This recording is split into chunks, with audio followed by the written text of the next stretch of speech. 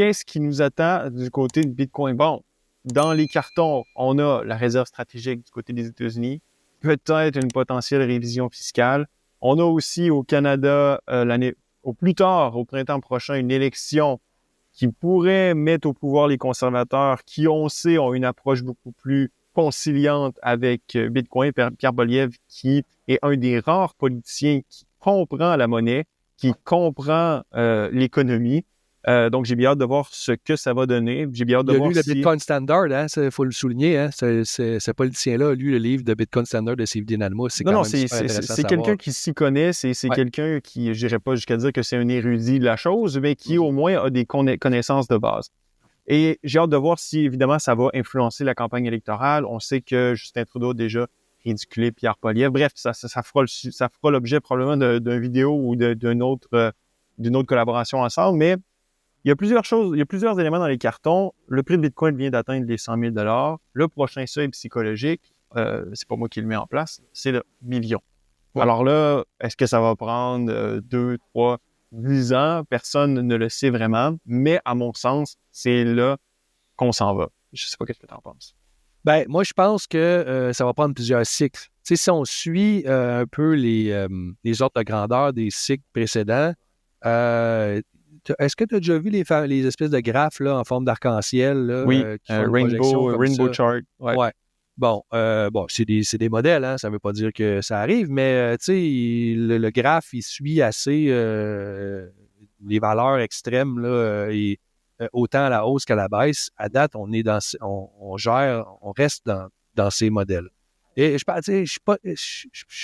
sais pas si c'est un peu l'équivalent du fameux modèle de stock to flow de ça a été invalidé à plusieurs reprises. Oui, c'est ça, mais je pense pas que c'est exactement ça représente ça. Je pense que c'est Non, c'est un autre truc. C'est une approche un peu différente, mais je trouve ça intéressant parce que, en fait, tu peux voir à chaque année c'est quoi, qu'est-ce qui serait un Bitcoin un peu surévalué puis un Bitcoin sous-évalué par rapport à l'espèce de charte arc-en-ciel. Pour donner une image, en fond, c'est que tout un espèce de range là, qui fait une vague comme ça. Puis, tu sais, c'est sûr que si Bitcoin est dans le haut du range, il serait potentiellement surévalué. Puis, s'il est dans le bas, ben, il serait... Et si on regarde, là, disons, dans ce cycle-ci, ouais, exactement. Tu vois, donc, si tu te mets... ça serait quoi la valeur au milieu du prochain halving, là, dans la valeur du jaune, mettons? Ce serait quoi? Donc, il ne te le donnera pas, mais quoi? On peut-tu parler... mets-toi en 2026, là, au milieu de tout ça, ça serait quoi à peu près? Ah, tu vois 316, OK? Moi, je pense que ça fait du sens, OK? En termes de top, tu sais, du prochain cycle. Si on regarde l'historique... Du cycle actuel ou du prochain? Excuse, du cycle actuel. Okay. Dans le sens que là, ça ferait du sens qu'on aille virer dans le jaune, là, dans un top. Tu comprends? Mais après ça, on peut perdre de 70%, là. Puis ce serait quoi, mettons, dans le mauve? Pas le plus bas, là, mais mettons... Moi, ma théorie, c'est que on va se rapprocher du 200. Puis quand ça va tomber, je ne serais pas surpris qu'on retourne au sommet du cycle précédent. 70, mettons. Ouais. Ah ouais, je serais vraiment absolument. pas surpris. Je suis d'accord avec toi. Tu vois, regarde, je suis trop pessimiste. Non, mais reviens au milieu, puis mets-toi dans le bas du mauve. Là. Ça va être quoi la valeur basse? Ben, tu vois, regarde. Tu sais, fait que moi, à mon avis, tout ça est jouable. Puis c'est encore là, hein, c'est des... ça, les amis, c'est des prédictions, ça sort de notre chapeau, c'est basé sur l'historique. Puis fiez-vous pas là-dessus. Les maths, fiez-vous pas là-dessus, c'est pas ça. C'est pas un conseil d'investissement, mais c'est juste, ça nous permet de discuter, de dire, si on se fie sur l'historique, un Bitcoin, puis même, je te dirais, 200 000, Joe, c'est... Ben, Gabriel, excuse-moi, c'est assez conservateur, à mon humble avis. Tu sais, si on... J'ai l'impression que si on n'atteint pas au moins ça, l'espèce de ce modèle-là serait relativement pas brisé, là, parce que tu vois, c'est quand même... Mais à chaque fois, on atteint, des sommets qui sont diminués. Tu sais, si tu fais la comparaison, ici, on était sorti, ici, on a atteint le rouge, ici, on est un peu plus haut que le milieu. Donc, toi, c'est pour ça que je te parle du jaune. Ouais, c'est ça. C'est ça. C'est ça que je te parle du jaune en plein milieu.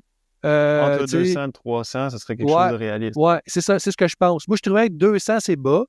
Mais je trouverais que passer 300, ce serait peut-être haut. Ça donne un peu ma fourchette. Je pense qu'on m'avait demandé de faire une prédiction dans un groupe d'amis. Je pense que j'avais dit que le top serait... Là, c'est ma prédiction. 278. Moi, je vais y aller plus autour du 200, tu vois. Je suis peut-être un peu plus pessimiste que toi. Ben, c'est parfait, c'est pour ça qu'on échange. Mais c'est quand même, je veux dire, on double. Puis après, quand on va tomber dans le bear market, je serais vraiment pas surpris, 60, 70, qu'on retourne autour de ça. Et là, on va avoir tous les économistes fiat qui vont nous dire que Bitcoin est mort, qu'on s'est trompé, qu'on a fait perdre de l'argent à plein de gens, puis que c'est la catastrophe, puis Bitcoin ne va jamais s'en remettre. Pour que le prochain cycle suivant, ben, la même motadite histoire la même cassette que ça remonte. Et c'est pas, tu sais, je tiens à dire que c'est pas basé sur du vent, là. C'est pas, on parle d'adoption. S'il y a des réserves stratégiques, c'est ça. Attends, j'avais noté quelque chose par rapport à ça, Gabriel. Ça va prendre 2 secondes, là. C'est Lynn Alden qui avait tweeté, OK? En 2018, là, quand on a atteint 20 000, elle parlait, les raisons, c'était « It's just a speculative bubble ». C'est juste une bulle, OK?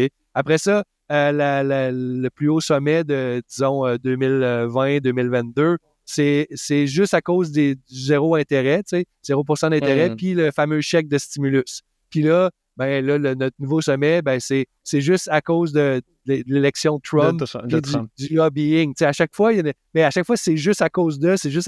Ben, il y a toujours une espèce de raison. Ben, c'est normal, en fait, c'est que c'est l'effet de réseau. Il y a de plus en plus de gens qui le connaissent. Puis, tu sais, si tu me permets d'ajouter au niveau des réserves stratégiques, là, on parle beaucoup des États-Unis. On se demande ce que le Canada va faire. D'ailleurs, en passant, j'aime ça mentionner ça. Le Québec a une réserve stratégique de sirop d'érable. Pourquoi on n'aurait pas une réserve stratégique de Bitcoin? En fait, non, mais tu sais, c'est quand même fou de penser ça. Puis c'est vraiment le vrai terme. Au Québec, on a une réserve stratégique de Bitcoin. En fait, c'est littéralement une gestion de l'offre. Ils stockent des tonnes de sirop d'érable. Et ça fait, en passant, il y a une série là-dessus sur Crave. Il y a une série là-dessus sur Crave d'un vol qui a eu lieu les années, je pense, 2012. Il y avait une gang qui avait volé la réserve stratégique de... Donc, on a déjà une réserve stratégique de sirop d'érable. On pourrait avoir une réserve stratégique de Bitcoin. Et je voulais juste dire rapidement que j'ai un ami qui est allé au Bhoutan. Okay? Il s'appelle... j'ai un ami qui vit en Suisse, d'ailleurs, qui a mis il a mis au Parlement... En Suisse, tu peux déposer des pétitions. Des référendums, des pétitions. Exactement. Puis là, il y en a mis un pour que... il y en a créé un qui a été déposé. Il faut qu'il y ait 100 000 signatures. Puis, ça a été déposé là, officiellement. Fait qu'il va avoir vraiment une signature, une espèce d'un jour, s'il ramasse assez de signatures, il va envoyer faire de la démocratie directe pour savoir s'il va... c'est Yves, c'est mon ami Yves qui fait ça. Et je voulais juste dire rapidement qu'il est allé au Bhoutan dans une vraie mission par rapport à Bitcoin, dans une espèce de conférence où le Bhoutan veut faire une espèce de ville, zone économique spéciale, juste au-dessus du plateau de l'Inde, faire un aéroport, tout ça. Fait qu'il y a comme une espèce de gros projet. Puis Bitcoin, le Bhoutan, on le sait, ils minent, puis ils ont une réserve de Bitcoin. C'est fou, un pays dans le Népal, un petit pays assez pauvre. Là, les gens, c'est des paysans, en général, là-bas. C'est dans la montagne, tout ça. Puis ils ont une réserve stratégique de Bitcoin. Et ils en minent au fil de l'eau parce qu'ils ont beaucoup d'hydro, ils veulent construire un gros barrage. Et il y a, dans cette mission-là, il y a vraiment une équipe qui était dédiée à Bitcoin, puis ils ont une start-up. Là-bas, le pays a une start-up, c'est eux qui minent, c'est eux qui ils ont fait une espèce de société d'État qui gère ça. Et la rumeur veut qu'il y aurait quelqu'un durant un des dîners aurait demandé c'est quoi la stratégie de Bitcoin du roi. Puis il semblerait que le roi, sa stratégie, c'est HODL. Fait que je voulais le mentionner, que c'est quand même fou. On est rendu là où il y a un roi d'un pays comme le Bhoutan qui a une réserve stratégique de Bitcoin qui en mine, puis il a compris, c'est vraiment un hodler, il s'est fait poser la question, puis c'est un peu une boutade, je pense, j'ai un peu appris le contexte, puis c'est ça, il semblerait que le roi soit sensibilisé, il fait ça pour conserver le Bitcoin plus longtemps, un peu comme Trump a dit à la conférence de Bitcoin. Donc, c'est ça, on est rendu là... Gabriel, v'là 3 ans, on parlait du institutional, le prix va monter parce que l'institutional, il va arriver, les ETF sont arrivés, il y a des compagnies d'assurance qui achètent des bons émis par une compagnie qui achète des bitcoins pour s'exposer à ça. Donc ça, c'est institutional. La prochaine étape, c'est l'adoption d'État avec les désavantages un peu qu'on parlait au début que c'est un peu étrange. Bitcoin, c'est un outil anti-État, ça pourrait devenir une espèce de réserve, une monnaie de réserve mondiale techniquement, qui pourrait concurrencer le dollar US, fait que c'est un peu étrange. Mais on est rendu là. Il y a différents pays qui s'y intéressent. Il y a Il y a même, il y a une pétition en Suisse en ce moment. Il y a même comment il s'appelle le gars qui a Aqua, là, il se promène un peu partout pour aider les pays à adopter Bitcoin. Il a mentionné qu'il y avait une banque centrale en Europe qui l'avait appelé pour faire un meeting. Il n'a pas dit c'était laquelle. Tu sais, ça bouge, là. Il y a donc, si ça se réalise, les États se servent vraiment de Bitcoin pour faire un peu une espèce de compétition à l'or, ben, ça pour soutenir la valeur de leur propre monnaie aussi. De leur propre monnaie, exactement. Ben, si tu me permets rapidement, c'est fou. As-tu déjà regardé ce que la banque centrale suisse fait? Tu sais qu'ils ont quitté le dollar le talon or en 2000 parce que leur monnaie était surévaluée. Donc, ça leur causait problème. C'est difficile si ta monnaie est surévaluée pour les exportations, tout ça. Donc, ils ont dit, on va faire la game fiat, comme tout le monde, on va imprimer de la monnaie. Mais eux, ce qu'ils font, c'est qu'ils prennent la monnaie et ils l'investissent. Fait qu'au lieu de payer de l'intérêt à chaque année, comme tous les autres pays d'Occident font, ils émettent des bons, ils payent l'intérêt, ils se financent avec ça. Ben eux, mettons, ils émettent un bon à 2 ben, ils prennent la monnaie puis ils l'investissent, je sais pas moi, à 4, 5, 6 ailleurs. Donc, ils impriment de l'argent, mais ils font de l'argent avec leur monnaie imprimée. C'est quand même fou. Donc, parce que ce pays-là n'a pas besoin de se financer en émettant des bons parce qu'ils sont responsables fiscalement. Fait qu'imagine, c'est une technique de banque centrale. Et ce que je voulais dire avant, c'est le graphique où on voyait le market cap, la capitalisation de Bitcoin à 2 trillions, puis on voyait l'or à côté.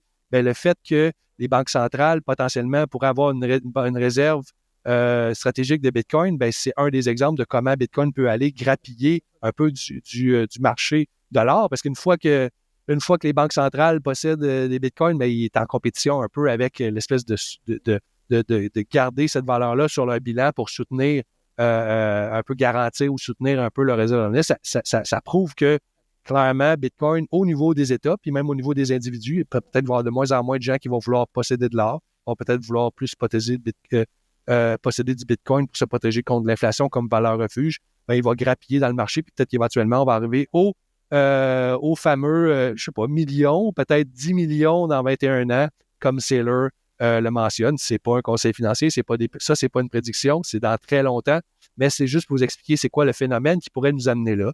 C'est si, justement, les banques centrales en accumulent pour, comme tu disais, soutenir peut-être leur monnaie. Voilà.